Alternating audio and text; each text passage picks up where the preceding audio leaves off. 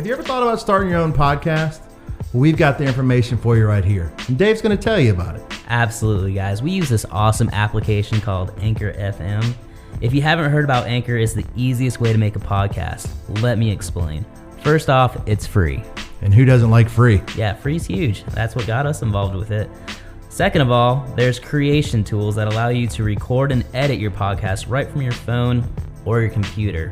So you don't need all those fancy gadgets. You can have them if you want them, but not absolutely necessary. Anchor will also distribute your podcast for you, so it can be heard on Spotify, Apple Podcasts, Stitcher, and many other platforms. Which is great. More people can hear us. Who doesn't want more people to hear us? I mean, I like to be heard. I like to talk. Another great thing is you can make money from your podcast with no minimum listenership. Like 0 people could listen to you and you could still possibly make some money.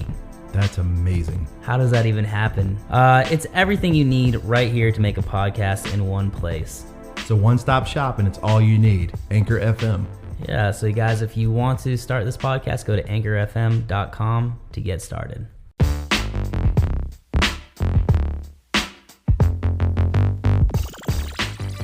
What's up, everybody, and welcome to another episode of the Apogee Podcast. My name is David Carter. And I'm Kevin Harrington. Kevin, I really missed you last week, man. You did an amazing job with the ladies. I'm proud of you. I was sort of nervous for that one. You're a good dude. You know what you were doing. But you're like my comfort zone, right? Well, I appreciate that I can be your safety blanket.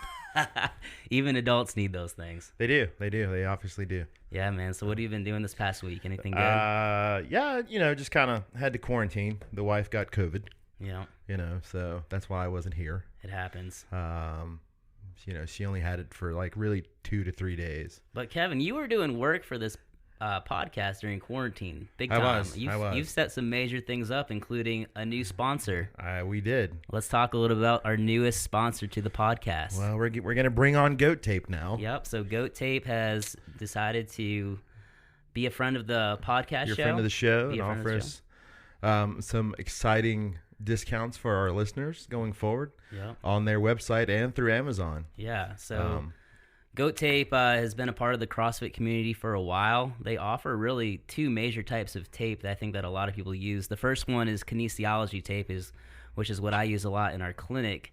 The cool thing about their tape is it comes pre-cut, which is awesome for like the novice taper, right? So somebody who's just trying to tape up their shoulder or their knee before a competition or a workout, it's already pre-cut. You just need to basically unstick and paste. The stuff is super durable too. It is. It's one of the few that, it's stretchy, stringy.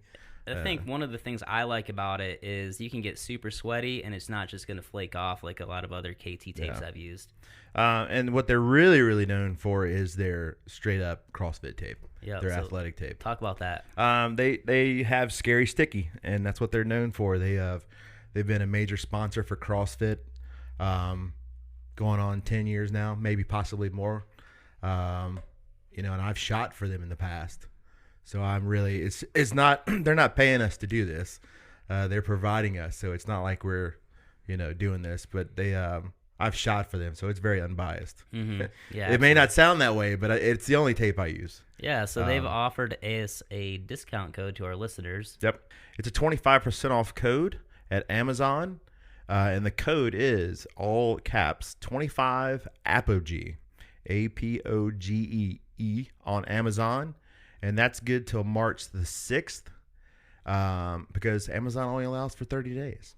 But it is also valid in both the U.S. and Canada. So for our Canadian friends, you can use this code in your Canadian Amazon and get you some Canadian Goat Tape, eh? And I was just looking at our analytics yesterday, and we do have listeners in Canada right now. So nice. Here you go. So I want to thank my family in Canada for listening. Right.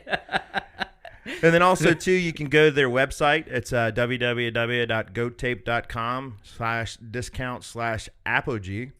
And that's just apogee. It doesn't have to be all one word. It doesn't have to be capitalized. But it's 25% off a wholesale purchase, one time per customer when using the code apogee during your checkout. Yeah, so thanks again, Goat Tape. We really appreciate it, and I know our listeners will appreciate it as well. Yeah, we appreciate it very much, though. So thanks for coming man. on board. Well, let's get into today's episode. So this is a first for us. We're like, I feel like every week is a first. But for us, this is our first remote podcast. So we're doing this one over FaceTime. with a new friend of ours, Nick Martin. So Nick is based out of Raleigh, North Carolina. He does a lot of training out there of all sorts. We're going to find out, and also nutrition as well. He's got quite the following up there in Raleigh on Instagram. So That's awesome. Yeah, man. So welcome to the podcast. Welcome to the show, Nick. Hey, thanks for having me, guys. I really appreciate it. Yeah, man. Thanks for coming on. So right off the bat, man, is this your first podcast interview? This actually is my second podcast. I had my first one last week with actually one of my clients. He runs a podcast called the Nobody Special Podcast. That's a great name. That is a great name. He has a great listening voice, so if you want to go check his podcast out, he would certainly appreciate that. But yeah, he had a podcast last week. Nice. Cool. Awesome. How'd it go? Were you nervous?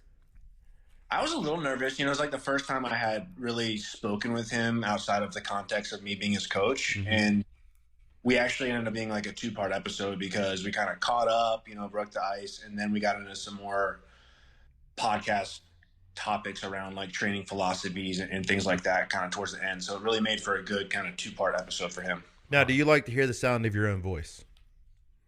The sound of my own voice? Yeah. A lot of people don't like to hear the sound of their own voice. It freaks them out. Really weird. Like whenever I listen to myself, I hear a lot of my brother talking, if it makes any sense. Like I'm like, oh, that sounds like my brother. So it's, I don't know. I don't really mind it. I don't really like it. It's just kind of one of those, I guess I'm used to it because of sales. Yeah. It is what it is. Yeah. So Nick, tell us a little bit about your upbringing for all of us. I don't know very much about you. So where are you from originally? Where were you raised? What kind of family life did you have growing up? All of the above. Yeah. So I was born in Michigan. My mom and dad are from there, and you know all my family's up there. We lived there for like 8 or 9 years. My parents wanted to get down south eventually because just the weather's so bad up there. We made kind of a northeastern move to Connecticut for a few years and then moved down here in 2001. So I pretty much like grew up in North Carolina. What part of Michigan were your parents from? Outside Detroit. So okay. Like, yeah, my mom is from Dearborn Heights. Sure. And then my Allen Park. Okay. Yeah. So I'm from Michigan as well, but I'm from the other side of the state, Grand Rapids. Yeah. So it's my wife, her family had a lake house at Gull Lake. Okay. Cool. Near Grand Rapids, I guess. Yeah. But yeah, so I grew up down here in North Carolina. We moved here when I was in like 4th grade, kind of towards the end of the year. And, you know, be honest, man, when I first came here, I didn't do anything in school for like 2 or 3 years because up north, like the schools were just so much ahead of where they were down south. Obviously it's changed now, but I got kind of lazy for a couple of years because I didn't have to really learn anything. Sure. So what was the family life like? You had siblings, you said you had a brother. Yep. I have one brother. We grew up, you know, pretty normal middle class type family. One unique thing about, I'd say, my family is like my mom was the main breadwinner, and not by like, hey, I'm just a woman, I'm going to earn more than my husband type thing, but she just like did well in her career. And when we moved to Connecticut, my dad actually ended up working from home. Mm-hmm. So like my whole life, pretty much, he's always been home after school. So like that's kind of cool to be able to hang out with him and stuff when I got home from school. My mom, you know, works a lot and she did really well in her career. It was just kind of an interesting dynamic. You know, I'd say like my mom is more like a businesswoman type thing, and like my dad was more of like the nurturing parent. So just kind of a little role reversal, but you know, obviously like they did a good job raising my brother and I, and you know, we're still like really close to my family. We spend a lot of time with them. It's, you know, it's just been really good. That's awesome. I mean, you hear that a lot more now than before, you know, I mean, with the whole role reversal thing. Mm-hmm. It's just how it has to work. It has to change. It shouldn't be held against you or. I think it's awesome, especially, you know, if your dad's home when you get home and you guys want to go out and play or whatever. I'm sure you guys dug into some sports, and he was really able to almost be your coach right when you were a little kid. Yeah, that's got to be gold. I know a lot of kids, I know, including myself, you know, you're waiting for your dad to get home around 6 o'clock, 7 o'clock. You might have like an hour or two of daylight depending on how much, what time of the year it is. And then, so that's actually pretty cool that your dad was right there every time you got home. So talk a little bit about sports growing up. When did you start getting into sports? Was it, from a young age or once you got to North Carolina? Pretty much from a young age. I mean, I remember when we lived in Michigan, I got a pair of shoulder pads for Christmas one year, and I would just like wear them everywhere.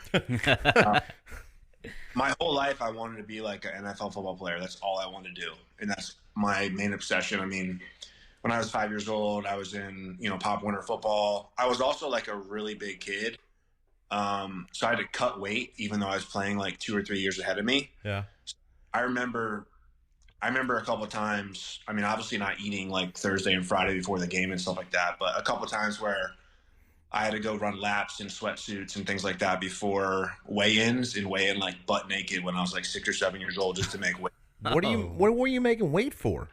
I mean, I understand for wrestling, but for under football, they have weight classes, and they allow you to gain a pound per week or whatever. But I was in second grade, I was probably over 100 pounds. For sure. Wow. I just didn't know that. I mean, we don't really have like Pop Warner football down here. We just have like the YMCA or the rec league football that's what we offer down here. And I've always heard of cutting because I wrestled in high school. Sure. So obviously, you go cut weight for that, but that's pretty strict for kids football. Yeah. That's amazing.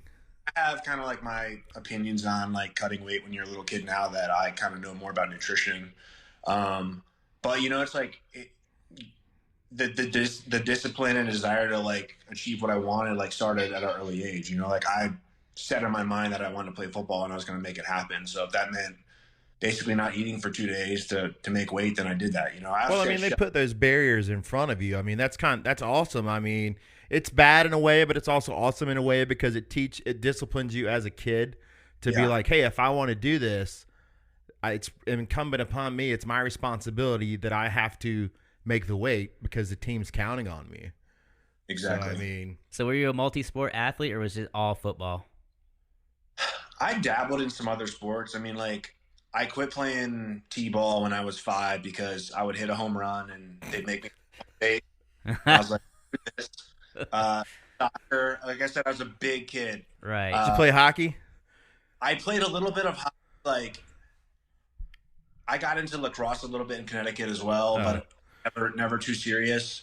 I was just waiting for you to say I was a big kid in hockey and had Gordie Howe hat tricks all the time, and so they just made me quit playing. No, I play defense. Not like I liked hockey. It was just kind of one of those things. Like I don't know, maybe I should have done that because it's probably more my size. But pretty much once I got to like middle school, it was just all like working out and football. That was my only goal. Mm-hmm. That's awesome, though. So talk a little bit about you played football in college, so that dream was realized. Talk a little bit about the recruiting process for college, how you chose the school you went to, and just all things college football. Yeah, sure. So like the recruiting process, I'll be honest, like I didn't have a ton of looks. I had a couple D2 schools, like, a couple D3 schools that really, really wanted me. But like all I wanted to do was go to Liberty. I had some friends from they weren't really friends. They were like our youth group interns. They went to Liberty and I thought they were like just the coolest people ever. So I was like, I'm going to go to Liberty. So that's really the only place that I applied for. But what I did was I would go up on like these unofficial visits like a couple times a year during like my junior and senior season. Basically just like meet the coaching staff and like, just kind of walk around and stuff like that in the building and get to know people. And like I have good size. I mean, I always say NFL measured 6'1.5" because that's really how tall I am. But like decent sized guy, and like so I had good size for football. And I basically emailed the special teams coordinator one day when I was in high school, said like, "Hey, I'm gonna play special teams for you this fall. Like, gotta be on the team." Just kind of kept that conversation going. I went up for the first day of summer camp, and the head coach, Coach Rocco, he came up to me like after practice and was like, "Hey," he's like, "we want you to be on this team. Like, you're going to be a preferred walk-on." So all that really meant was I didn't have to try out, and I was just automatically on the team first day of school. Nice. How many of those did they take? Not that many. There was maybe like 3 or 4. Wow, that's awesome. Yeah. So, football in college at a 1AA school like Liberty was when I was there, I mean, we were pretty good. I have 3 conference championship rings. We had a good team. The thing is with 1AA is like they kind of are really stingy about their scholarships, and like if you're on a scholarship, they just give you every opportunity in the world to like keep your position. Sure. So like even though I was like always like basically second string during spring ball, like they'd come bring some kid in from a JUCO or transfer or whatever, and then all of a sudden I'd be third string again, even though I was like busting my butt in the weight room, made really good grades, like did all the right things and was like a leader. They never like really like rewarded me like I could have maybe if I went to like a bigger school. So long story short, with football, I ended up earning a full ride my senior year, and that was pretty cool. It wasn't like the story you typically see on like Sports Center where everyone's like all around and they do this like surprise, like here's your trip. Mine was very much like, hey, come to the coach's office, and I went in there and he was like, all right, we're gonna put you on scholarship. Go see this lady for your books, and it was like that was it. Yeah. It was just really weird. But I mean, I'm very happy and fortunate, and earning a scholarship, like anytime you tell somebody you earned a scholarship, I think they have like a level of respect for you just because they kind of understand like how much it takes and how hard it is. What position did you play? So I played in high school, I played defensive end, and I think that's why I wasn't recruited much because like, yes, I got to the quarterback and made a lot of disruptions, but like I didn't have like, the huge size for defensive end, and we ran a 4-4, so it wasn't like a flashy defense.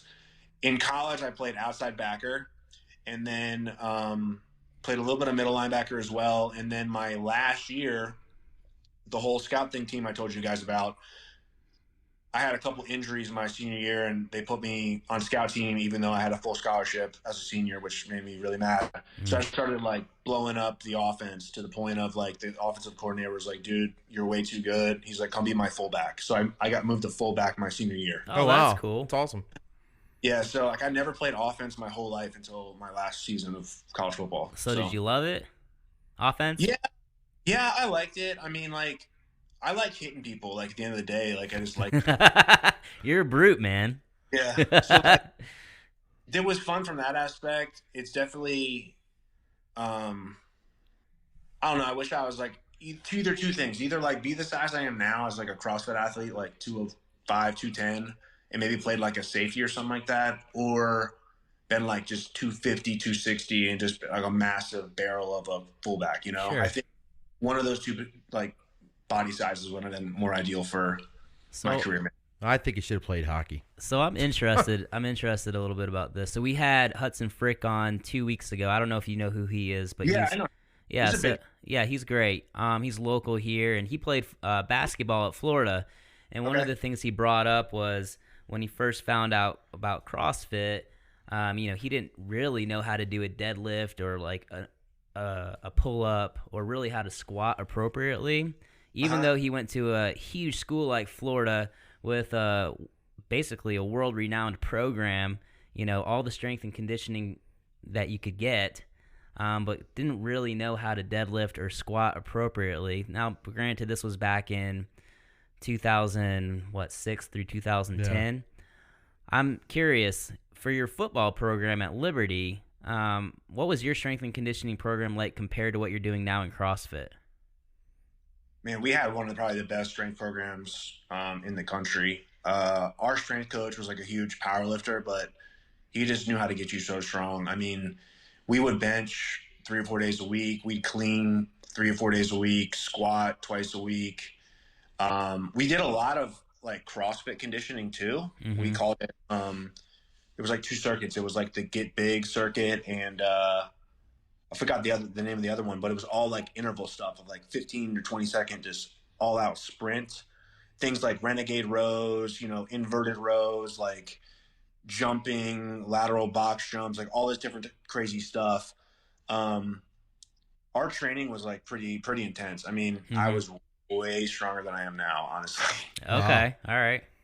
Interesting. Yeah.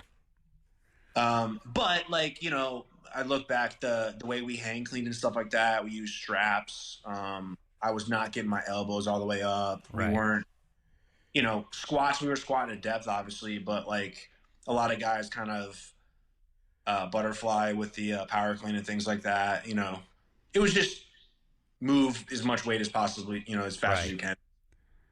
When you say butterfly, do you mean like starfishing? Yeah, starfishing. Okay. Yeah, whatever. Yeah, sorry. No. I just try. A lot of people say things differently. I didn't know if that was a different way to do it. So how did you find CrossFit then? Yeah, so it's, I kind of shoot myself in the foot now. I wish I just got into it right away because I knew about CrossFit and I would do a bunch of the workouts at the gym, but like I was just so focused on, I just wanted to like look good and stay strong and everything like that. I ended up going to CrossFit. This guy came to my small group. They're actually like some of our best friends now. But he came to our small group and like checked it out, and he was like, "Yeah, man." He's like, "I got a 335 back squat," and I was like that's it, like just 335 pounds. And he talked me into coming to CrossFit. The first day I went, it was like pistols, rowing, bar muscle ups, and running or something like that. And I actually like did pretty well in the workout. Like I was not like all the stories of, I was just laying on the floor dying. Like it wasn't like that for me. Like I was in pretty good shape still. So what was your first workout then? You said it was pistols and. Yeah, it was like pistols, bar muscle ups, rowing, and running or something like that. Wow. Because like the past couple of guests we've had, I guess it's been like the easy one, like the filthy 50, yeah. just to give you something to do. But you're going in doing pistols and bar muscle ups and. Yeah, I mean, I used like the rig to do my pistols, right? Like I would hold on. I was going to say, that's pretty impressive if you're going right in there and doing pistols. I couldn't do a bar muscle up then, but I definitely like, I kind of did the thing where like, I just muscled my way up to the bar. Yeah. Hey, chicken winged it. I couldn't really push myself over because I didn't have the flexibility yet through like my thoracic spine and chest, but like I could basically pull myself up to my belly essentially on the bar, Mm-hmm. That's impressive though. Yeah, I mean, I've always been like, I've always worked out. And even when I was doing stuff at like the Globo gym, I was still doing CrossFit-y type stuff. Yeah. So how old are you? I just turned 30 in October. 30 in October. All right. So about how old were you when you were transitioning towards CrossFit then? Like 25. Okay. So about 5 years ago? Yeah. Yeah. 2015 Open was my first Open, and it was like the second week of me doing CrossFit. Jesus. I would love to see I would love to see somebody of his talent on their first day at the gym and then see them like a year later. Right. Because obviously with your background with like football and strength and your upper mobility, just being able to get your belly button up to the bar, like you said, that's still a bar muscle up. It's not it's not to spec, but I mean, just to see somebody who's a first time doing it, that has the ability to do it, I think is amazing. Yeah. There's a lot of dudes that play Division I football that would crush CrossFit if they just tried it. I've got a friend of mine who played hockey in ECHL. He was out of Canada, and I would always tell him when he retired, I was like, "Look, dude, you could be a great Masters athlete."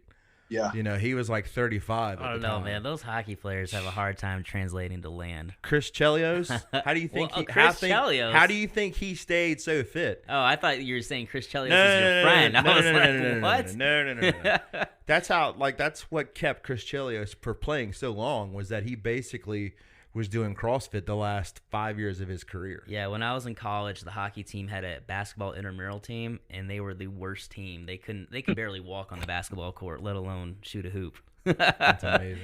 But get them on some skates, and they're phenomenal. I'm not saying that's every hockey player. That's just my experience with hockey players on land. So talk a little bit in your notes here, Nick. It says that you had some significant injuries in college playing football. Is that correct?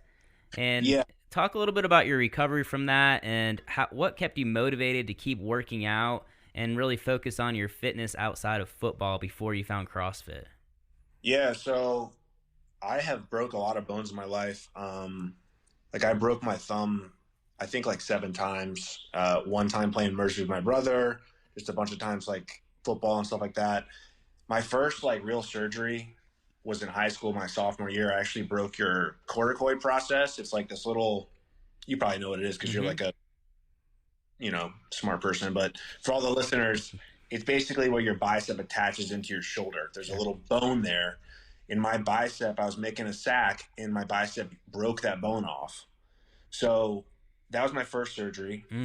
I had to recover from that, kind of build myself back up in high school. I then broke my foot in high school, had surgery to put a screw in it, played my senior year with the bottom quadrant of my bone broken. I was in a boot all week and would just pop like a ton of ibuprofen to play the football game. But anyway, that happened there. And then in college, like I said earlier, my senior year, I broke my foot in spring ball, had surgery to take the screw out. And then the third day of summer camp, first day of hitting, we were doing a rip drill with the linebackers, and I went through, hit my other linebacker's knee, and I shattered my hand. Oh. And I had surgery there. So that happened. So those are the two injuries that I like kind of had to deal with in college. And, you know, the foot was like, it kind of really bugged me because there I was, like, I was too deep going into my senior year. I was like thinking I was going to be playing a lot at linebacker that year. And then basically breaking your foot, you're like, dude, I'm completely out for the rest of spring ball. All summer I had to kind of work my way back to running and stuff like that. I kind of made it back, and then I broke my hand, right? And I'm thinking, oh man, here I am. This is my last season. I have a broken hand, have surgery. And then like 2 weeks later, they gave me that full ride scholarship, you know? So I guess like I just never really gave up. I always kind of focused on like what I wanted. And as far as the motivation aspect goes, it's just kind of, I just like do the work and try to do like the right things to make my goals a reality, you know, whether it be, you know, doing well in school or, you know, even with like my major in college. Like I was really into exercise science and kinesiology. That's what I wanted to do. But I was like, man, I really want to make money too and like have a family. Let me just go do a business degree, you know? So that's what I did. Like I kind of, in a way, I kind of like didn't follow my dream 100%, right, for what I wanted to do. But now I'm kind of living that dream a little bit now too. So it's, I don't know. I guess just the motivation part is just, I just want certain things in my life, and I just will do the things I need to do to make sure that happens, or I stay on track. That's great. All right, so we're getting into CrossFit here. You did your first workout. It was great. Were you pretty much sold on it right away, or were you like, that was fun, but I'm going to continue to do what I'm doing on my own, or? I was definitely not sold on it. I would still go to the regular gym and like make sure I got my like 3 squat sessions in a week and like go back and do extra rowing and things like that. The gym I went to was very like, the population was a little older, and there wasn't like when I came into CrossFit, I'd say I was like a young puppy. Like I had no idea, you know, like really what it was all about. I just was super excited about it, and I just went after everything like 100%. But you know, the people on the comp team and ended up being my regional team were like, you know, 28, 30 years old. And like, they were a little bit more beat up and a little bit more like not as high energy as I was. So like we had a lot of times where I would just hate working out with the team because, you know, I'd be there for 2.5 hours and I'd do like 3 things. And I was like, man, like this is, like I'm like an efficient person. Like that's a waste of my time, you know? Especially like when my wife, like we had our first kid, and like it's a big ask for me to go there Saturday morning from 7 a.m. to 9:30. Oh, for sure. Yeah. You know, and like, so I was not really into like following the programming 100%. Like I kind of did my own thing all the time, and I got in a lot of like trouble for doing my own thing because they always said it was like too much. But again, you got to look at like my background, right? I mean, being like a football player, like I was on my feet 6 or 8 hours a day, like working out or doing football practice. Like I've always just been used to being that active. It's just kind of like who I am. And even now, I mean, you know, I have 3 kids and I have a full-time like day job. I mean, I still like need to go work out like twice a day because I just have so much energy, if it makes any sense. Back up real quick. So you said you were on a regional team. Let's talk about that. I feel like we're skipping ahead here. So at what point did they ask you to be on the team from 2015? So what year were you in regionals? We went to regionals in 2016 and 2017. Wow. In Atlanta? Yep, Atlanta. Yeah, I might actually have some photos of your team then. That's funny. We were absolutely trash, man. All about the girls. That was the 6-person team. So we barely made it the first year, 2016. But yeah, that was like my second competition was CrossFit regionals.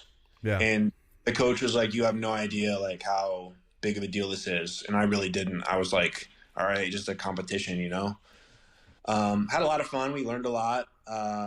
But I don't think our team really finished any of the workouts that weekend. I think we finished like dead last. Mm-hmm. I keep hearing Allen Iverson in the back of my head. We're just talking about practice. Yeah, I mean, the whole time I'm at regionals, like I'm in the back, like basically training the whole time with like the warm up gym. You know what I'm saying? Like I'm sitting next to Noah Olson doing rowing and like just that was when Chandler Smith like I was there. And you know, just like all those guys, and like I wanted to be an individual athlete, like so bad. Like that's what I wanted to be. And I'll just talk about this. We ended up training. We made it 2017 regionals. I think we were a little bit better that year. I think we were like going into it like 16th or 17th. So like in the second heat, not the first one, you know. But one of our teammates one of the girls on our team, she got in a car wreck like a few weeks before regionals, and she was fine. She seemed fine. But it was like a handstand push-up workout where she, you know, hit her neck a lot. And then we did a worm workout, and she hit her neck again, and ended up, she went to the hospital that night, and she had like a fracture in her neck. Wow. So we had to withdraw from regionals. And at that point I was like, dude, I am done. I'm done with team like regionals. This is not what I want to do. So I ended up leaving that gym and going to another gym to pursue my individual career. How'd that go? Well, 2017, I like was dealing with, do you remember the 17.1, that open workout with like the dumbbell snatch and burpee box jump overs? All right. I did that workout 3 times in like 72 hours. And then I think later in that open, it was like a repeat of another open workout with those 55 deadlifts at 225. Yep. And I want to say I did that one, you know, 2 or 3 times in that same time frame. And I was having like severe sciatic pain. I couldn't even sit down anymore. I remember going to dinner with my wife one night. We were at this fancy restaurant, and I was like, I have to get up. Like, I can't sit down anymore. I was just in so much pain. I went and saw a doctor, and I had like a herniated L4 and L5 and like some bulging stuff. And, you know, did the whole like cortisone shots and stuff like that. Man, have you guys ever been shot up with the cortisone? I have. I've not. In my knee, not my back. It made me so hungry. I put like 20 pounds on. What? Wow. I've never heard that, and I deal with cortisone shots all the time. It made you hungry? Yeah, I was like, you have like the craziest munchies ever. Yeah. But anyway, got the cortisone shots, kind of just, you know, numbed me for a little bit, but it never really fixed it. I finally went and had a discectomy procedure done where they stuck a needle in my disc and actually pulled out like some jelly and like decompressed my disc. And, you know, I took like a few weeks off of squatting and bending, stuff like that, and my back has been fine ever since, which is awesome. Great. But during that time when my back was kind of messed up and I couldn't do a lot of Olympic lifting and squatting, I started getting really back into like bench press and stuff like that. And, you know, in college, I bench pressed 445. Like I was a strong bench presser. I always have been. So I was back up to like, you know, flirting with 400 and stuff like that. And it was a Friday morning, September 15th of 2017, 1 week before my second son was due. I'm at the gym at like 5 a.m. with some of my guys that I trained with. And I'm doing singles on the bench press, and I pop my pec. Oh. And, you know, it just, I was like in shock. And obviously I came home and I was just like in tears because I knew what this meant. Like, more for my wife. I was like, you're about to have a baby, and I just tore my pec. Right. You know? So I had surgery like 3 days later. Oh, my goodness. My wife ended up being like 6 days late. Had our son, but I was in a sling with that big pad on my stomach Yep. for, like 3 months or something like that, 2 or 3 months. So that was 2017. Going into the 2017 Open, I was like 48th in the region. So like I was decent, Mm-hmm. If without these injuries, I mean, maybe I would have been able to qualify for like an individual regional in 2018, but oh well. So fast forward like to the end of 2017, that summer and stuff like that, I was getting hit up by Consistency Breeze Growth. Have you heard of them? I have not. I've never heard Okay, of so it's a guy named Justin and a guy named Taylor, and they do like online coaching. And Justin's really big into like nutrition and stuff like that. He's got a pretty good sized company, pretty well known in the CrossFit space. He works with like Sam Quant in the nutrition and like stuff like that. He's a good guy, and they hit me up and they wanted me to be one of their athletes, and I was like, kind of brushed them off, And then I was like, after I tore my pec, I was like, all right, dude, like I need to do this. So Justin got me back from the pec injury to doing bar muscle ups like by the end of December, which was awesome. So it's only like 4 months or so. And then he got me ready for the Open, but I was noticing this bump on my surgery site. Mm-hmm. And I went to my doctor and he's like, oh, you're fine, man. It's just like get some blood or something like that. I finally got another opinion because it was starting to cause me pain. An MRI happened and I had like a raging bone infection in my shoulder. Wow. From the surgery. Dude. So I had to have surgery like pretty quick. I want to say it was like March 28th I had surgery. And because of the infection, I was in the hospital for like 3 days. I had to get a PICC line put in my arm. Wow. That meant no working out or sweating or doing anything active for 42 straight days. Wow. Wow. That must And have been hell.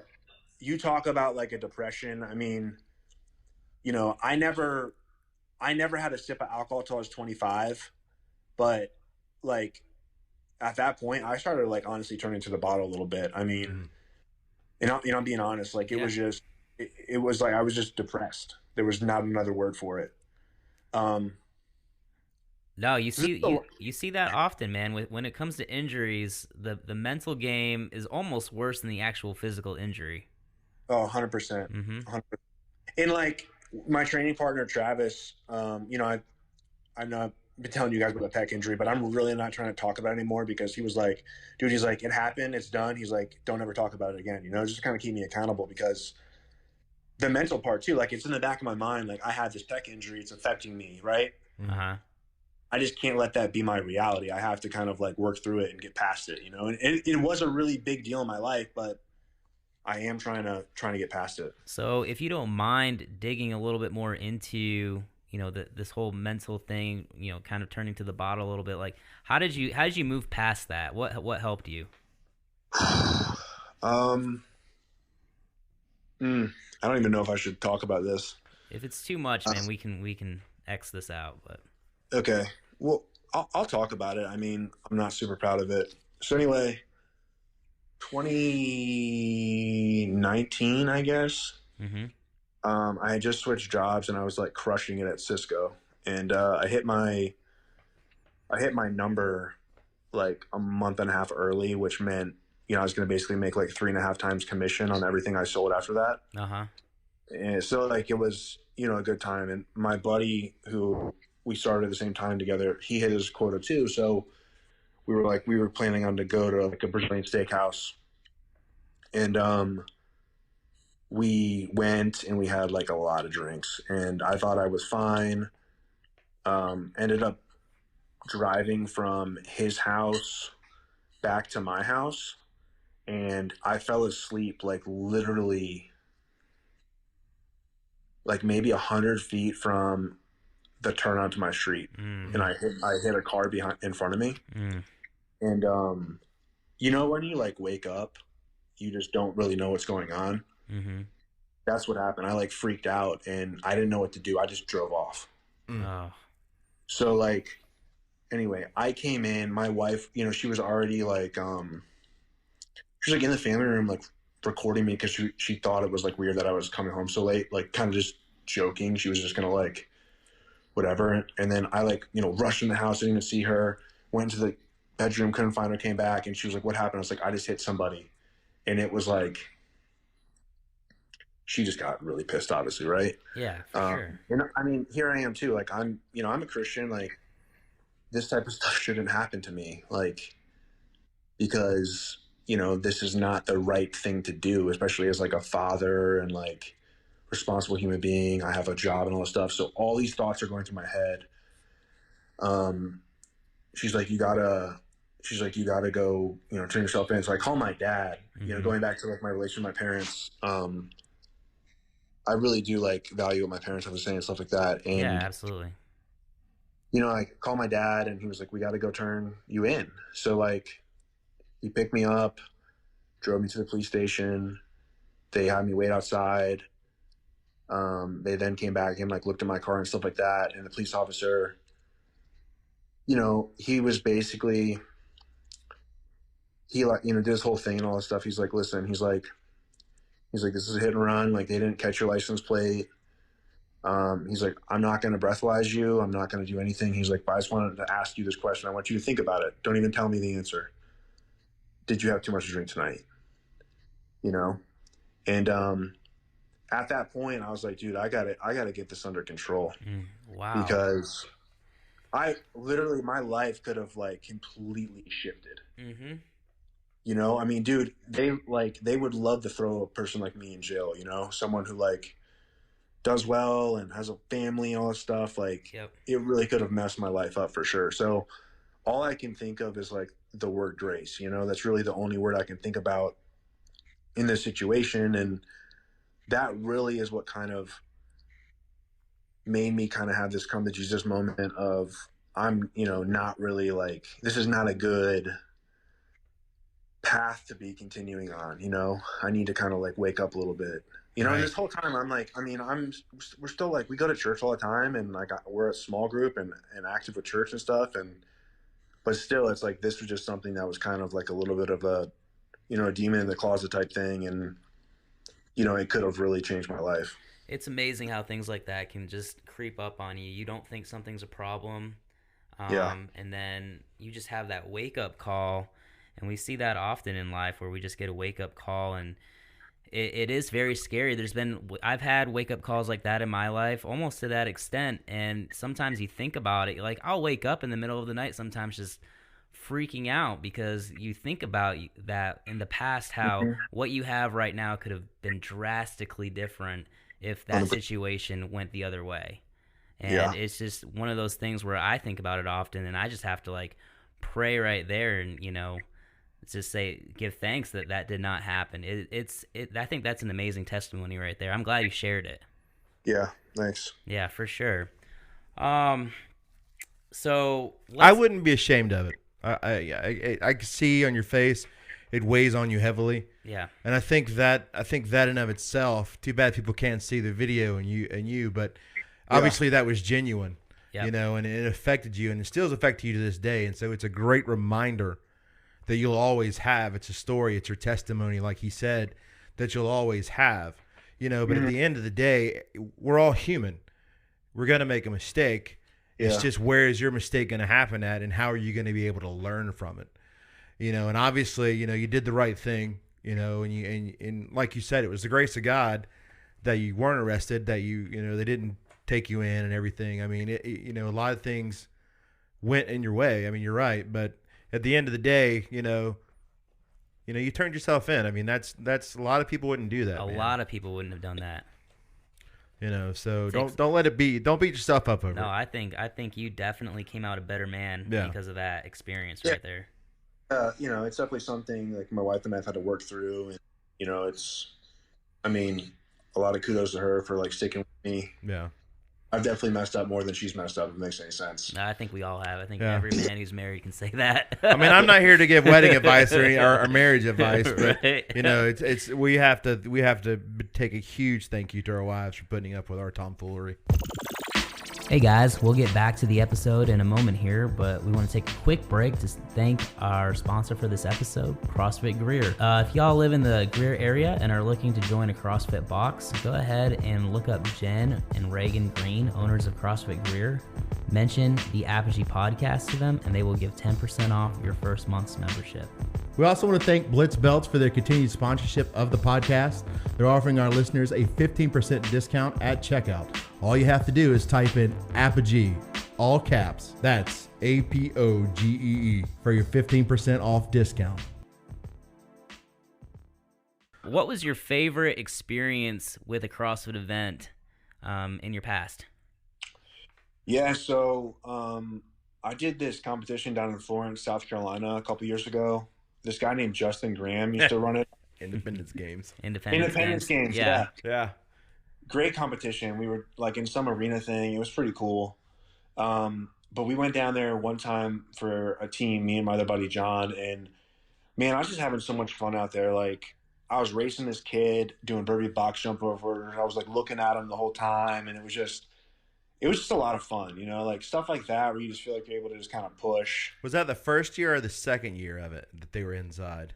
Because I shot like the first 2 years. Like my last year was like Chandler Smith was there, Mark Hutchinson was there. That was the year. Well, I don't think so. The year I did individual, I think was like 2016, and that was when like Josh Miller was there. And, Yeah. The guy, he ended up going to the CrossFit Games, only like a 1 year guy, but he was a bigger athlete, younger kid. I forgot his name. He like won the rowing event, or was in like first place the rowing event at the CrossFit Games this year. I forgot his name. There was a lot of good guys there when I went and competed. This was a year, I think like 2018 actually. Mm-hmm. It was like a team competition, but I ended up meeting some guys from Mexico, Juan Cruz and one of his buddies, and like I've kept up with them on Instagram and stuff like that. And it's just like, you know, it's just like so cool. I just love meeting people from different places and just getting to know them and then staying in contact. Like Instagram is really cool. And another kind of just random thing about Instagram, like I know this guy through Instagram. I ended up going for a work trip out to Portland, Oregon. He lived in Portland. I was like, dude, like, can I come stay with you for a night? He was totally cool with it. We trained together. We still now talk like, you know, every few weeks. Oh, that's awesome. Like, I just like think about, I mean, I know like Instagram is like way bigger and like you don't know everybody, but I just like take the benefit of the doubt of everyone being a good person. And like, if you're my Instagram friend, I guess you're going to be like, you know, I trust you. Sure. I'm just going to come stay at your house. Yeah, I don't care. You're not like an axe murderer or nothing. Yeah. You know? Well, you're a pretty big guy. I'm sure you can defend yourself. Wow. That's awesome. So, talking about, you were just here in Greenville doing the Crash Crucible. Yeah. Was that something that you just did on a whim, or was that something you were training for? Are you still actively competing, or are you kind of leaving that in the dust and was just doing something for fun? No, I'm still actively competing. I don't like, just with my life situation, meaning 3 kids, it's a little hard to compete like as much as I would like to compete. This year, like my plan, I mean, I really am, you know, I work with a coach, like we've been kind of just like training right now, but I mean, we're going to make sure that I'm ready for the Open. This first gate of the Open, I mean, I'm being honest, like I'm not going to crush myself on it because my understanding of the format is like they're going to take like the top 10% of people, which I mean, unless I just like I don't know. I think I'm going to get through is what I'm trying to say. No. Or the top 10%. So it's like, then I'm going to be training really more for like the second and third level where like the goal would be to make it as an individual, you know, sanctional athlete. Like I think I'm like borderline right now. There's some things I got to clean up still, but Don't peak too soon. Yeah, no, I think I think like, you know, April timeframe, I'll be like right where I want to be. All right, awesome. Well, let's get in. Oh, I'm sorry. Go for it. No, I was just going to say for the Crash Crucible, like I saw that as a cool competition and I really did train for that. I mean, I did a lot of variations of the workouts. I ended up kind of meeting one of my training partners now, Travis, in prep for that competition because I train primarily out of my garage. Mm-hmm. He had like a gym, he had like a runner, ropes, like, heavy kettlebells, but I went over there and like trained a couple times a week leading up to the competition. So let me ask you this. So you're gonna do the Open again this year, and you're gonna train for that. So Crash has got a new competition. It's a 4-person team. Irregardless if you compete in that or not, do you normally, I mean, is that something that, would you train? I mean, would you train for the Open, but would you do a competition in the middle of like before the Open or those kind of things? I mean, like a local competition, maybe, just from like a perspective of like, hey, the day of intensity. Like, I've never really talked to Hudson. I guess I should have asked Hudson. Hudson's my coach, and I mean, I'd never really thought about it that way. I mean, because like you mentioned, they had the regional format, and then they went and blew everything up and had the sanctional format. And now they're kind of sort of back to like a regional again. Yeah, and it's the right time frame. So, yeah, it really never dawned on me to ask somebody who's high level. Do you do you just train for the Open, or can you throw in a competition in there and go with it too? So I think you can train I think you can throw a competition in there, but just kind of like understanding that this is just like an intensity dose. This isn't like, this isn't going to be super intense. Like, you should be able to kind of beat most people in a local competition if you're like a really high level athlete. Right. Obviously, like the Crash competition in October, like those were all really good people there. So that was like a kind of like almost like a sanctional level type weekend. I mean, if there was a little bit more heavy barbell, maybe like a 1 rep max in there, something like that, or something like that, then I think it would have been, really equivalent to it. But the caliber of people that were there, I mean, a lot of really well-known names. Yep. So like, after that, like I was, I needed to take some time off because my body was definitely, I pushed myself pretty hard. People don't realize the Southeast is a stacked region. It always has been. It's tough to come out of. I mean, it's always been really hard. I've always viewed it that way. For sure. I mean, Ben Smith, Noah Olson, Travis Mayer. I mean, then you have all the training think tank gym now, you know, in Georgia. I mean, it is pretty stacked. Yeah. Chandler Smith is there now with them, and Yep. So, Nick, I am on your website right now, Complete the Process Fitness, and the first photo I see is a Kevin Harrington photo of you upside down, Lord, doing some handstand walks at Crash. Pretty cool. So let's talk a little bit about Complete the Fitness. What is this, and when did you start it? Yeah, so I got into coaching in 2018 when I had that second pec surgery. I was working with a coach, obviously, and they needed some help. So I was like, yeah, man, I'm really interested in this. I'd love to do it. So I worked with like probably 5 or 7 athletes, a couple decent people. Like one dude was like the second fittest in Colombia, and I had another guy named Luis Maj, who's like a big name in Mexico, and a couple other athletes I kind of helped develop here in the States. But I kind of like was doing that on the side, and I kind of also had some other people that I was helping like at my work and stuff like that. Like at Cisco, people were always asking me like workout advice and stuff, and I just started like charging them like a really low fee, like way too low, honestly. Sure. And then I kind of just got more into it, and in December of 19, I was like, you know what? I think I'm just gonna go on my own. Like, I don't want to pay 30% to you, if I'm doing the same amount of work. So decided to go on my own, opened up an LLC in like February of 2020, and then COVID hit the next month. Yeah.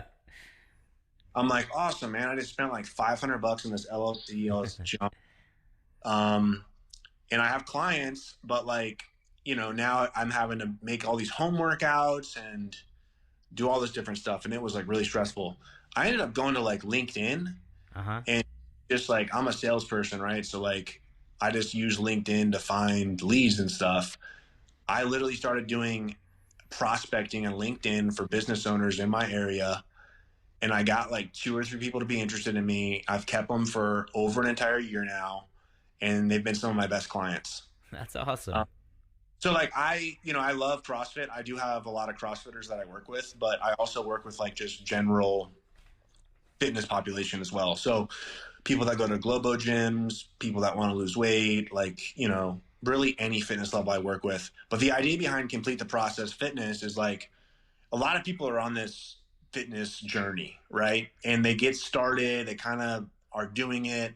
They just don't know how to complete it. Like they're kind of always kind of where they want to be, but not exactly where they want to be.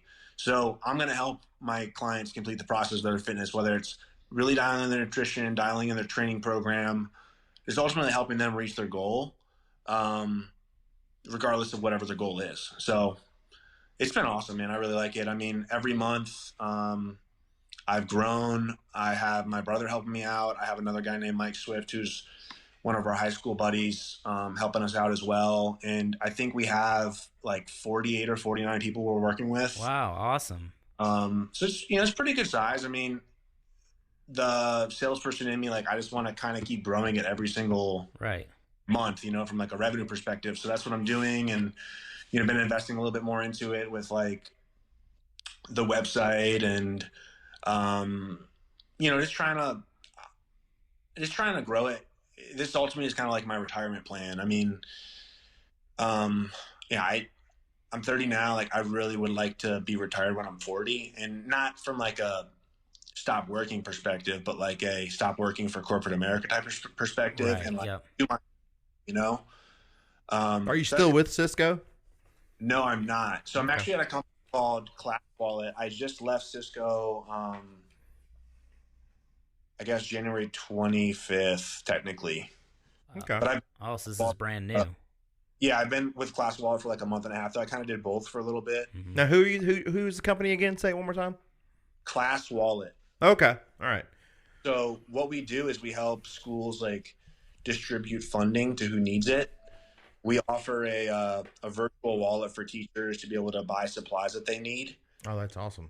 And cut down on like a whole paper process. Sure. And on the maintenance and operations side, we give them a purchasing vehicle that automatically collects the receipts. It does the reconciliation and just helps them like better manage where their money's being spent.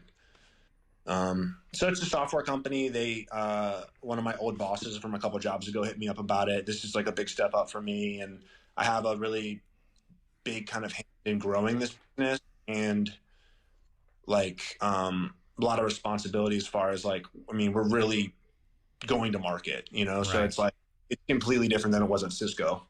That's awesome, man. Sounds like a new challenge.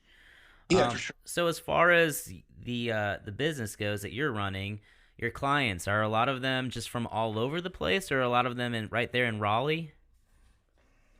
It's kind of a mix. I mean, I have a couple clients in Mexico. I have a couple clients in Colorado, Virginia, Maryland. I mean, they're really all over the place. Like, a lot of it started kind of organically here with like my clients in Raleigh, and then they know somebody, someone hears about me, someone sees me on Instagram. I got reposted by CrossFit Games. Well, one of my athletes did. Her name was Presh Hawthorne. She like pretty good sized Instagram following, and she got reposted by CrossFit Games and like a post tagging about me as her coach or whatever, and I got a bunch of followers that day, and I had people reaching out to me about coaching and things like that. So it's kind of just like word of mouth thing, or like through Instagram. It really is kind of crazy. Yeah, it's amazing how Instagram works like that. Yeah, and then one post can literally change somebody's life sometimes. Yes. Yeah. But it's a lot of just word of mouth now, and that's like what I kind of take pride in that, because like if people are telling their friends about me and stuff like that, that means like they think I'm doing a good job, That's amazing. So what keeps you motivated? I mean, you're obviously a motivated person. Obviously, you made your dream with football, you got out of that, and now you have a successful business. You've got that. So what drives you to keep doing what you're doing? I mean, I guess like I do it a lot for my family. I mean, I want to give them the lifestyle that, they deserve. I do it to kind of show my kids like what hard work is. I guess as far as motivation, though, like, there's just things I want to accomplish in my life. I mean, quote, retiring when I'm 40, or building a dream house one day, or, being able to like invest in other people and help other people out, like that's what kind of motivates me at the end of the day. Like I like work, I feel like I'm this type of person that can just like, I can do work and, do it well and like function at a high level for a lot of hours in a row. That's just kind of how I was raised, and I just like it, man. I don't know how to describe it. No, I think that's awesome. It's something that when we were discussing starting this podcast, it was, all right, we want to find successful people. What do a lot of successful people have in common? Fitness, right? Fitness drives success in all facets of life, and we find that repeatedly. And I think you're a prime example of that. Somebody who's committed to their health and fitness, it's so much easier to commit to the exterior factors in life, right? Yeah, for sure. For sure. So I think that's great. Let's talk a little bit more about your family. Who is Nick Martin, the husband and the father? Where did you meet your wife? What has CrossFit meant to your marriage? Tell us a little bit about your 3 kids. Yeah, sure. So I guess I'll just start with my wife. So I actually met her freshman year of English class. I sat across from her, like the opposite side of the room. And I used to go talk to one of like the girls that sat next to her because I knew her brothers through chorus class. Like I did chorus like my first semester because there was these guys in my church youth group and I thought they were cool. They all did chorus. I realized that was not my scene.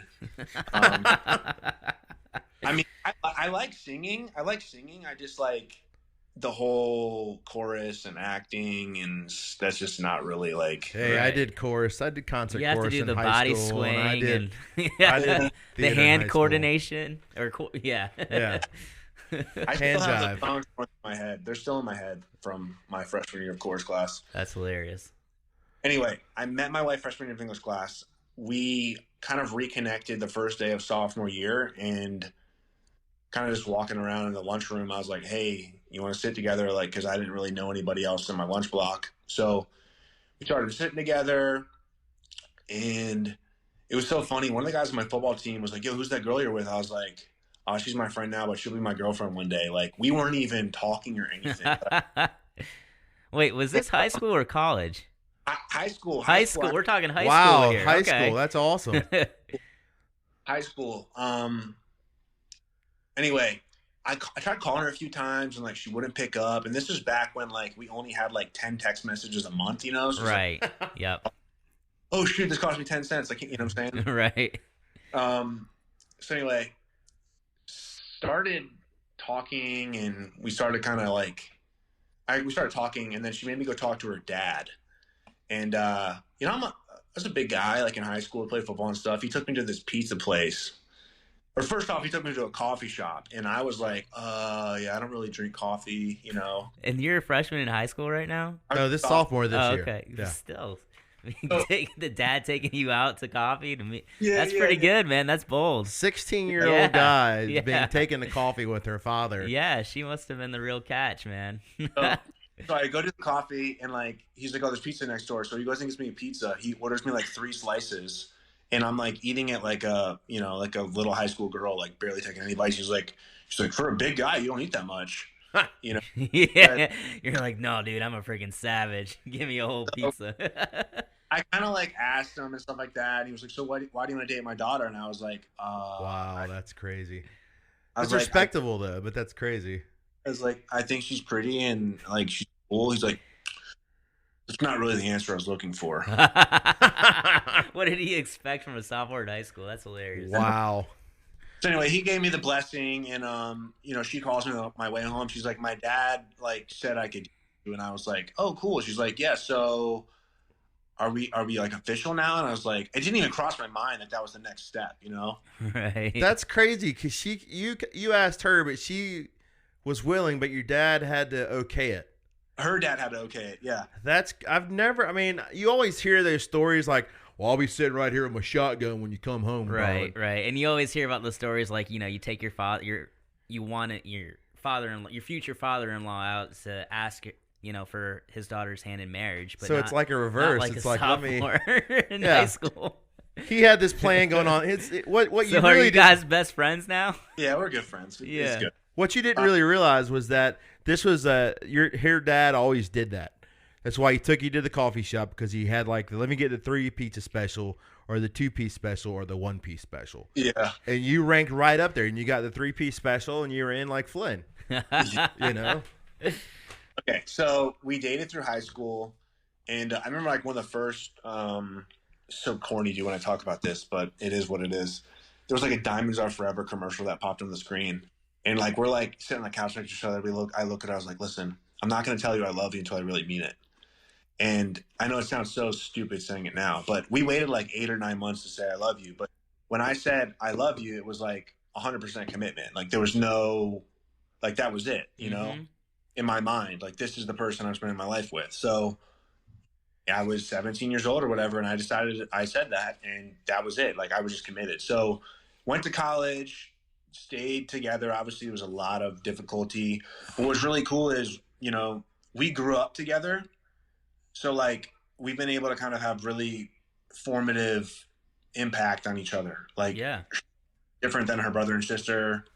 She's kind of helped me, you know, I said my business family, like she's kind of helped me pull back a little bit from that and be like a little bit more open and understand my emotional intelligence and things like that.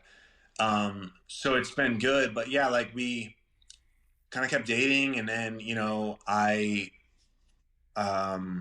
asked her to marry me after one of the football games. And we were engaged for like 16 months, and we both graduated college early. Basically, her dad was like, hey, you can get married. You just, like, you have to pay for college if you get married now. And I was like, I don't want to do that. So, so we both graduated early, and we got married in March of 2013. So it's coming up on 8 years here next month. Awesome, man. Congrats. Man. Yeah.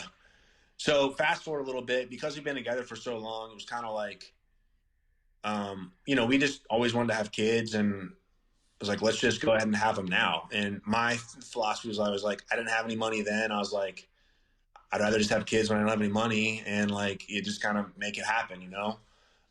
So we had kids. I have 3 kids now. I have a 5.5-year-old, 3.5-year-old, and then we have a 10-month-old little girl. Things are busy. My wife, she was a nurse. She still has her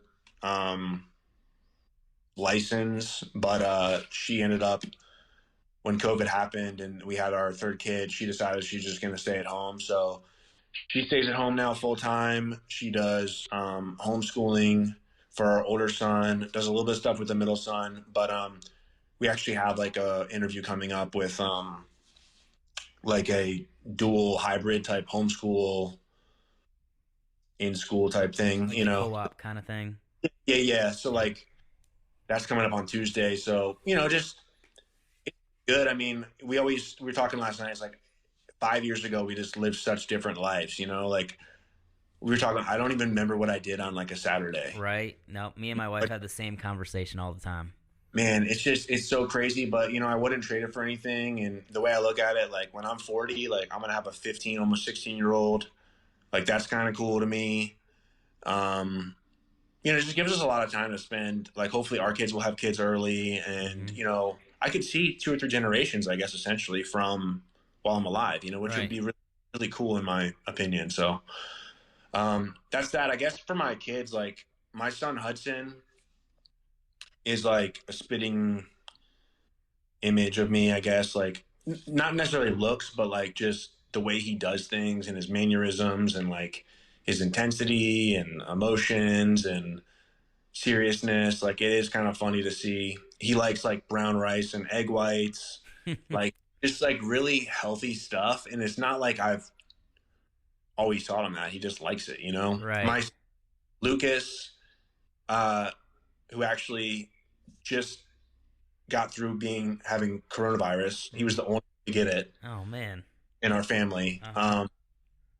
He is like kind of just go with the flow and chill, but like he's starting to kind of get a little feisty and like will hit his brother back and stuff like that. And Hudson just kind of like laughs at him, but it's going to start hurting pretty soon because Lucas is a pretty big kid. That's awesome. Yeah. And then Avery, you know, is just super happy and smiley, and she's crawling all over the place and starting to say hi and dad and things like that. So it's just been really fun. And having a little girl is like just so much different than a boy. I mean, there's so many thoughts that just go into my head. Having a little girl, just like her future and, the man she's going to marry one day and just like all this type of stuff. It's just a lot more to think about and worry about, I guess. Yeah, so question, when she brings a boy home when she's 16, are you going to take him out coffee and pizza? You have a 3 pizza lunch? No, I'm going to take him to the garage gym and I'm going to put him through like the most hardcore leg workout he's ever done in his life. And I'm going to put 315 on the bench bar and just like have him pick it off and just keep it on his chest for like a minute. There you go. Wow. And if he's walking the next day, then he has met your test. Yeah. That's awesome. Couple other questions before we get to rapid fire questions. What kind of hobbies do you have outside of CrossFit and family? Like, what do you like to do for yourself? Anything? For myself, like the gym is definitely like my time and stuff like that. What I really like doing though is hosting people. So if I could have like 30 people from my house all the time, I would. Like I love cooking and entertaining and giving people just like awesome steak dinners and drinks and just like having them just have a great time. Like that's a lot of fun for me. Yeah, so I guess COVID has really brought that down, huh?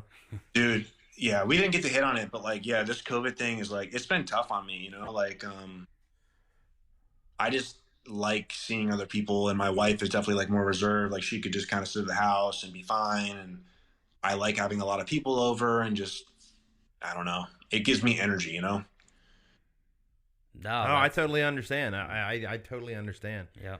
I think it's one of the things that we'll look back on, hopefully, when all this is gone, and we'll value more friendships and time with friends than anything else. Yeah. One question I skipped over, which I didn't mean to. I do want to ask, who is Nick Martin the Believer, and how does that tie into your family life and also your work as far as training others?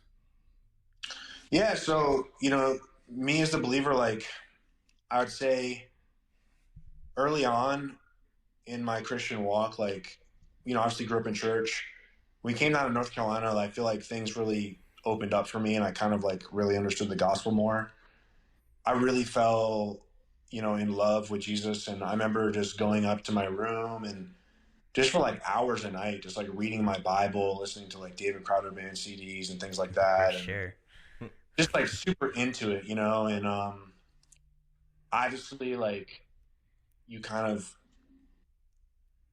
I wouldn't say grow out of that childlike faith, but like you start to see some of the world and like it gets a little more grim sometimes. I'd say like, I think you had a question in there was like, how would you describe, I don't know, your salvation or something like that.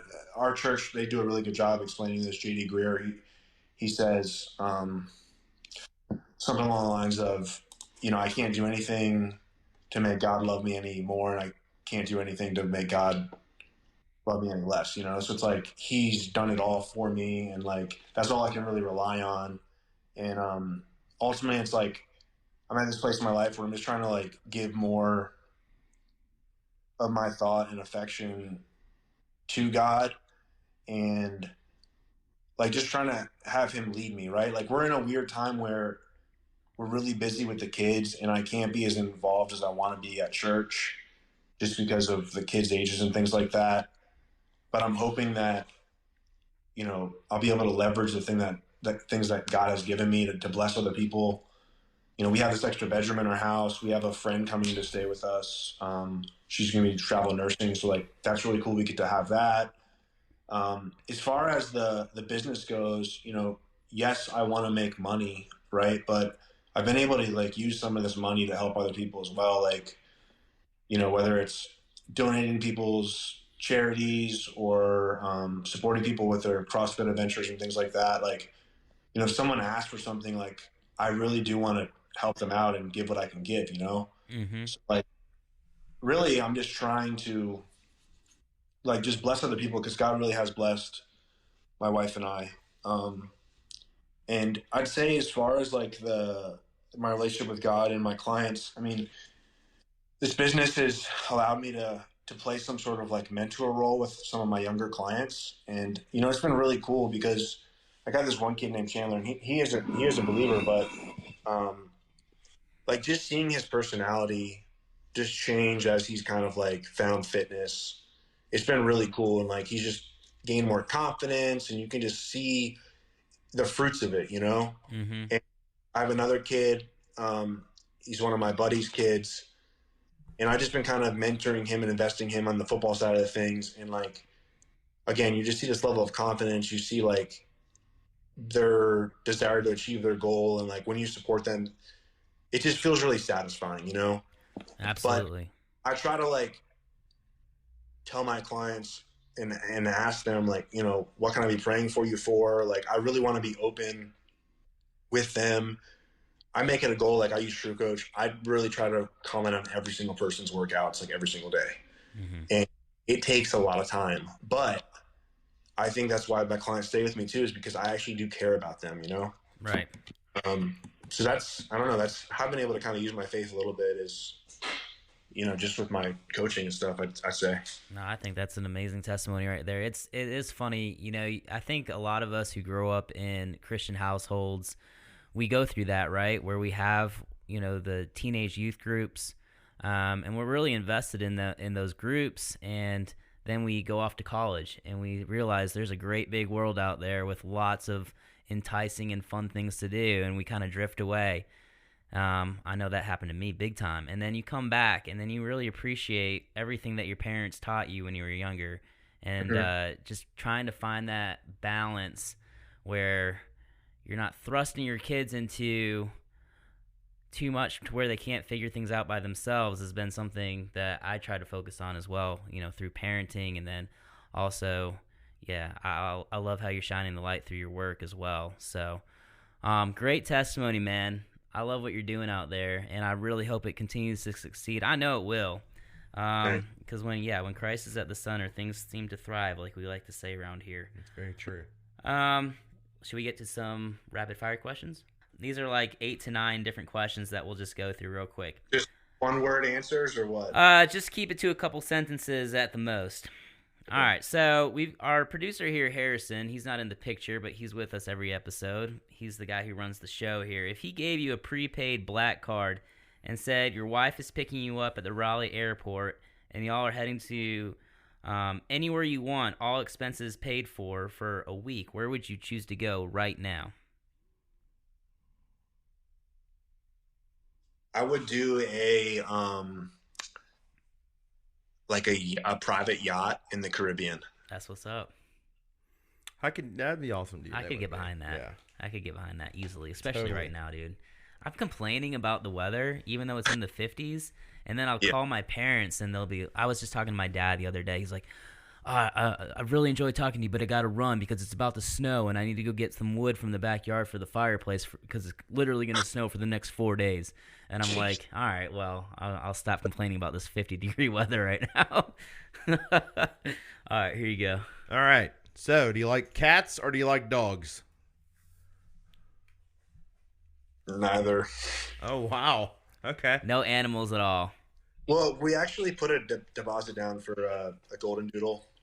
We're kind of on the fence about that right now, but it just sounds like a lot of work, man. They are a lot of work, man. They are. They're just like a kid. Really? At least the first, just like a kid is a lot of work the first 6 months, so are dogs. I don't have any. Me and my wife don't have any kids. We can't have kids. You have like 4 dogs, though. We have 3 dogs. 3 dogs. There you go. All right. What is your go-to dessert? No caloric reservations. Chick-fil-A milkshakes. That's what's up. All right. All right. What would your ideal CrossFit workout look like? Rowing, wall balls, and bench press. Everything tall dudes and big dudes like. All right. Coffee or energy drinks? Energy drinks. Man, I was hoping you'd say coffee, but I really like coffee now. What's your go-to energy drink? Here's the thing. I'm a both person, all right? Every morning I wake up, I have coffee, and I barely let it hit the pot, and I pour it in my cup, so it's like super concentrated. I drink that, then I do like a shot of espresso, and then I top it off with coffee. Oh, dude. In morning, like 9 o'clock, I'm like, dude, I want something refreshing. So I do a little bit of a rain, or maybe I'll do a rang and a bang. Maybe not the same time, but like maybe the same Dude, day. I feel like throughout this entire episode, the only person I could think of is Dave Lipson. Like you and Dave Lipson, I feel like are the exact same person. Not that I know Dave Lipson, but from Instagram and all that, y'all look alike and y'all sound exactly alike. I thought we were doing a Batman commercial there for a minute. I know, right? All right, next question. All right, so you're in a minute. You are doing a 5-minute AMRAP. What song are you listening to?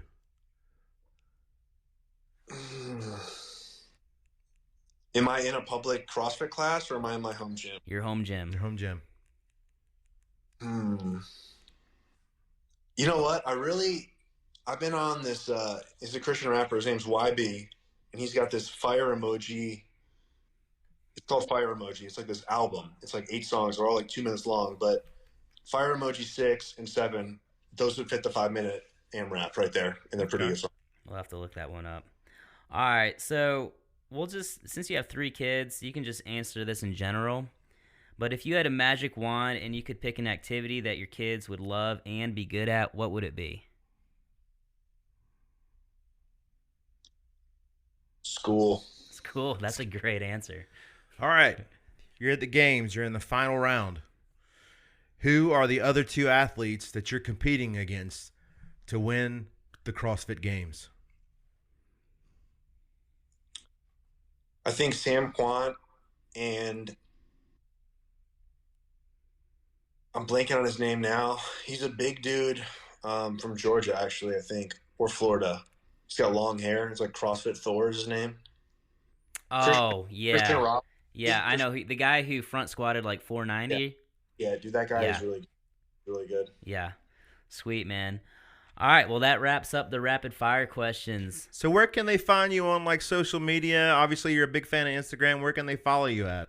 Yeah, I think my thing is called @Nick_CTP Fitness is my main page, and then @Complete the Process Fitness is more of like the business page. Awesome. Perfect. All right, sweet, man. Well, anything you want to say before we part ways? Just again, thanks for having me on today. I really appreciate it, and I've listened to a lot of your guys' podcasts, and it's something that's very uplifting and encouraging, and I just want to encourage you guys to kind of keep it up. Well, thank you very much. Thanks, man. We really appreciate you coming on and taking your Friday night. I know that's probably family night, so we don't want to keep you too much longer, but I do want to say your story's awesome. I really appreciate that you opened up about everything. I don't want to call it a midlife crisis, but the struggles that you had, and how you kind of came through that. I think that's going to speak volumes to a lot of people, and we'll pray that for the success of your business, and pray that it continues to grow. Thank you. I appreciate it, guys. All right, brother. We'll keep in touch. Yeah, I will be doing the Crash Crescendo thing. We had 2 guys on my team that decided to make another team. So we're just trying to find 2 people. All right, man. Well, watch out for the Apogee Athletes team. All right. All right, man. We'll see you there because we'll be there. Later. Take care.